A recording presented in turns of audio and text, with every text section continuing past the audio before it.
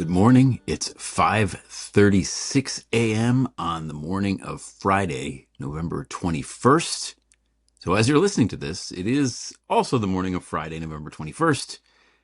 I want to talk today about a memo that Senator Wyden released last night, which I like to call the Wall of Cash memo. Cash as in money, not as in Cash Patel. So the origin of this is that Senator Wyden has been looking into the banks that dealt with Jeffrey Epstein, chief among them, JPMorgan Chase. I've written about this pretty extensively here at Prevail, but there's more information now, or a better understanding of information about how the bankers, and particularly the bankers at JPMorgan Chase, abetted this sex trafficking operation to run basically for years and years and years, ignoring the glaring red flags right under their noses, to the point where, I mean, it looks like they all knew, or at least suspected, that something fishy was going on and chose to go along with it. I should add that JP Morgan Chase is not the only bank that done it. There's three other banks on that list, including the Mellon Bank and our favorite bank when it comes to strange malfeasance, Deutsche Bank. But today we're going to focus on JP Morgan Chase because that is the topic of this Wall of Cash memo.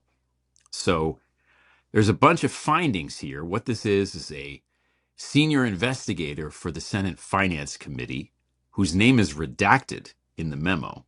And he sends this, or she sends this to Senator Wyden. It's an 18-page, I believe, document that you can go read.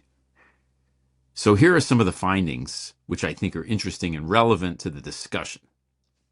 First, the suspicious activities reports that were omitted. A SAR, that's called, which stands for Suspicious Activity Report, which is hard to say at 5:38 in the morning. Banks are required to file these reports whenever there's some kind of transaction that seems dodgy to them. Let's say suddenly a company is wiring $50,000 to, country X. That's just a strange place to send money. Or there's, an all cash payout and somebody withdraws millions of dollars in cash for some reason. That's supposed to generate a suspicious activity report, a SAR. So in the years that Epstein banked at JP Morgan Chase, up until 2019, which is, I think, 12 years, something like that, they flagged $4.3 million in suspicious activity, which sounds like a lot of money. $4.3 million that's not chump change, right? But after 2019, when he was arrested, suddenly they filed additional SAR reports, I guess motivated by his arrest and doing the whole CYA thing, cover your ass, Then they filed reports in the amount of $1.3 billion, backdated, right? Backdated to, I think, the early days, into the late 90s even. Why is this important? Top executives at JP Morgan Chase, according to this Wall of Cash report, seemed to be pretty aware of what was going on, if not aware of the child sex trafficking ring, at least aware of these strange cash withdrawals. There's emails that were found that say basically Epstein was always withdrawing large amounts of cash and nobody really knew why. And these executives chose to just kind of ignore it, including, the compliance department knew. They found it. And they were like, why aren't we being told this? And nothing really came out of that either, suggesting that, people above the compliance department on the food chain told them to stand down. That's my read on it anyway. I'm not a banker. I've never run a bank. I don't know. So the second part of the memo is the wall of cash. This was an internal name that the JPMorgan Chase executives used to describe their super rich clients. They had like a top 10 list or a top 20 list, I guess, of the wealthiest clients that they had, highest net worth. In 2009, around the time of his arrest, Jeffrey Epstein had $192 million in account balances across his many accounts at JPMorgan Chase, which is, again, that's a lot of money. So they wanted him to keep that money there. Obviously, they were earning fees on it. In fact, in 2012, they earned $1.6 million in fees based on all of the banking stuff that he was doing. In 2012, he was number 8 in the top 20. So 8 out of 20, Jeffrey Epstein. In 2013, he was number 2 up the wall of cash power rankings. And they collected $8.1 million in fees from him total aggregate after 2009. So after they knew, kind of what he was up to. And they calculated that his net worth was basically $500 million. So they wanted to keep him around. That was a second thing that we learned. The third thing is Ghislaine Maxwell was the beneficiary of some of these SAR. Is it SAR or SARS? SARS makes it sound like it's a disease, which I guess kind of it is, right? He paid Ghislaine Maxwell cash out. In 1999, he paid her $18.3 million in cash. Just sent it to her. Just wired it to her. Like I'd Venmo my kid money for pizza or something, right? Or gas. In 2002, $5 million went from Jeffrey Epstein's account to Ghislaine Maxwell. In 2007, $7 million, which was part of her purchase of a helicopter. Why not buy a helicopter? So Ghislaine Maxwell was the beneficiary on the other side of some of these transactions, 3 that we know about, in the amount of something like $30 million. Again, in the grand scheme of a bank, not a lot of money, but for a normal person, a lot of money. And even, by the way, for Ghislaine Maxwell, a lot of money. Especially when she was starting off in the 90s, she was a socialite, but she wasn't independently wealthy at that time that we know, because her father, Robert Maxwell, had lost all his money, stolen money from the pensions of employees, and basically wound up making his 2 sons the biggest bankrupts in the history of the United Kingdom. So Ghislaine didn't really have 2 farthings to rub together in the early 90s, certainly. So it's a lot of money coming her way. 18.3, pretty nice chunk of change.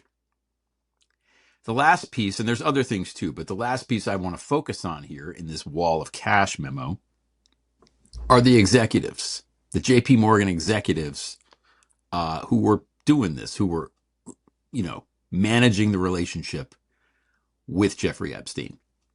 Now, we already know about Jess Staley. He was like friends with Epstein. He's the guy that wrote the email about, we're going to stand shoulder to shoulder like the Greek warriors or whatever it was, and seemed really to like him genuinely, and got disgraced publicly, can't run a bank in Britain, all this kind of stuff. We already know about Jess Staley. His name actually pops up from time to time. By the way, it's Jes, because his initials, I think his name is James Edward Staley, so it's Jess Staley, his initials. Like George Oscar Bluth becomes Job in Arrested Development, the same kind of. And Jeb Bush. I think Jeb Bush is it's the same thing. JEB is, I think it's James Edward. I think it's the same. Anyway, it doesn't matter. Jess Staley Uh, John Duffy, um, who was a CEO of one of the internal banks, who actually uh, helped Epstein craft a way to avoid the SAR, right? For them having to file one, because Epstein was telling them that, oh, these huge cash payments are to buy fuel when my plane is in foreign countries. Um, I guess they don't take plastic, whatever.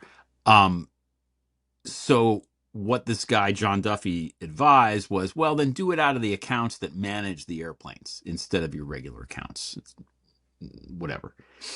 So what that implies or suggests is that Duffy kind of knew that this was a problem, this cash withdrawal problem. And in fact, again, emails suggest that uh, they knew that this was happening. And all along, the entire time he was a client at JPMorgan, and after they terminated him as a client, but still kept him around because of his connections to Leon Black, they knew that he was making these cash withdrawals. They knew. And then Mary Erdoes, who was like, I think, kind of the second banana there. Um, and these people report directly to Jamie Dimon. Mary Erdoes was in touch with him almost constantly, according to the report here, the Wall of Cash report, which, that's her job, right? Uh, so the point is that all of these top executives at JP Morgan had a pretty good idea that this guy was shady in some way. He was doing transactions they couldn't explain.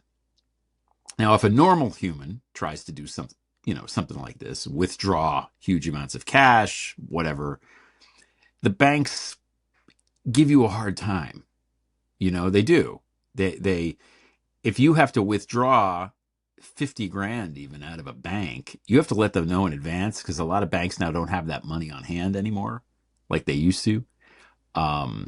So withdrawing hundreds of thousands of dollars out of a bank is kind of a big deal. And yeah, people should be aware of it.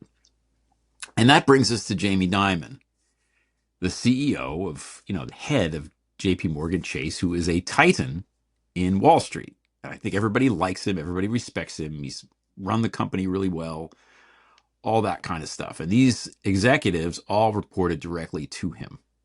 And I've mentioned this before because it seems strange to me. And Dimon is not mentioned in this report at all, other than at the very beginning, saying that the executives reported directly to him. And also, there was a time when Epstein called Mary Erdoes wanting to speak to her, and she said, "Oh, I can't. I'm in a meeting with Jamie." Epstein calls, and a meeting never comes up. I don't know.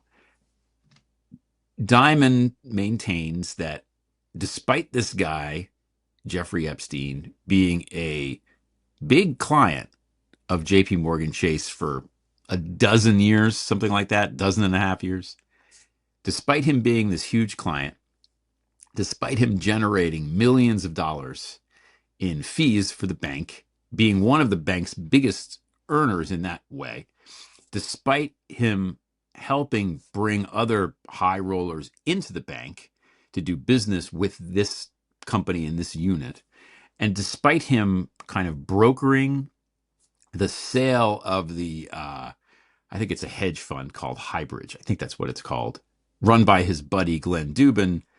Epstein sort of brokered the sale of a percentage of that when JP Morgan Chase bought into it. Despite all of this, and the fact that, by the way, everybody's in New York. Jeffrey Epstein's in New York. Jamie Dimon's in New York.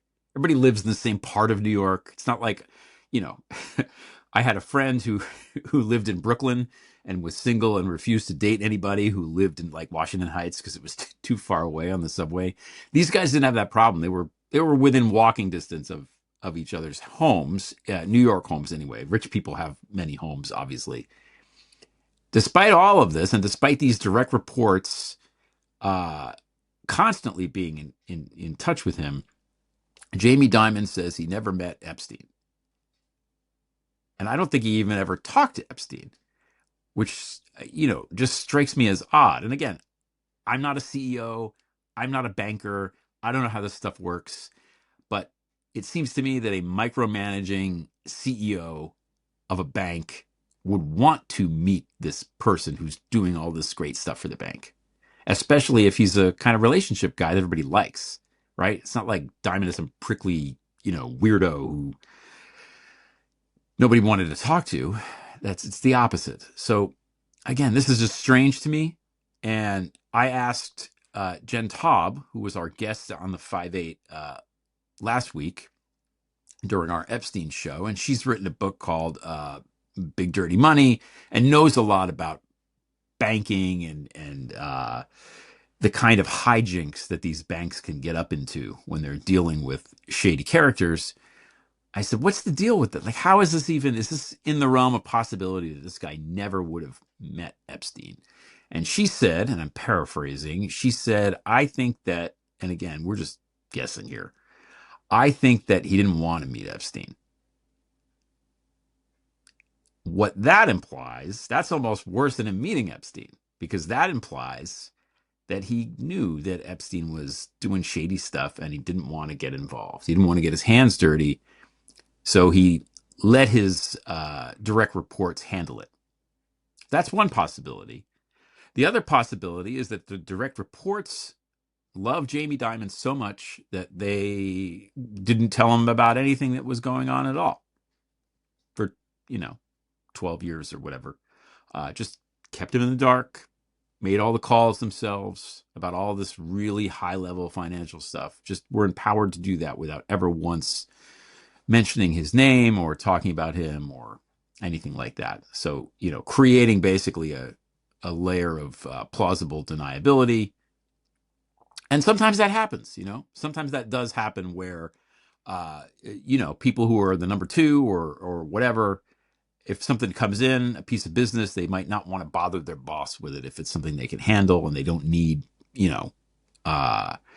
advice or permission or whatever. They just do it and move on with their day.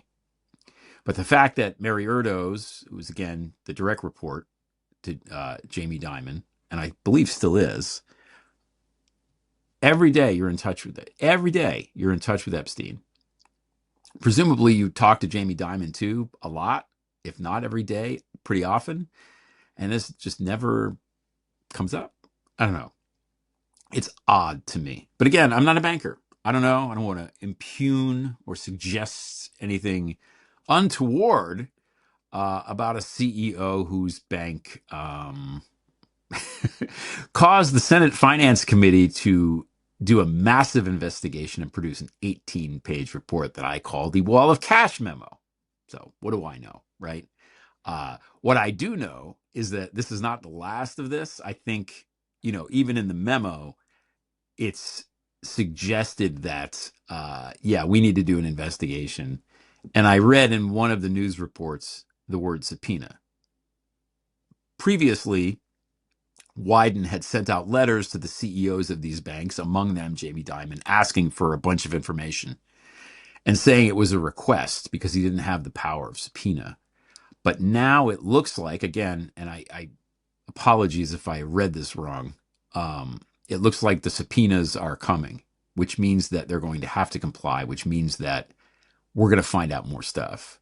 So stay tuned. Apparently the Wall of Cash is a series, and this is only season 1. So, stick around and we'll see what else happens as the seasons unfold.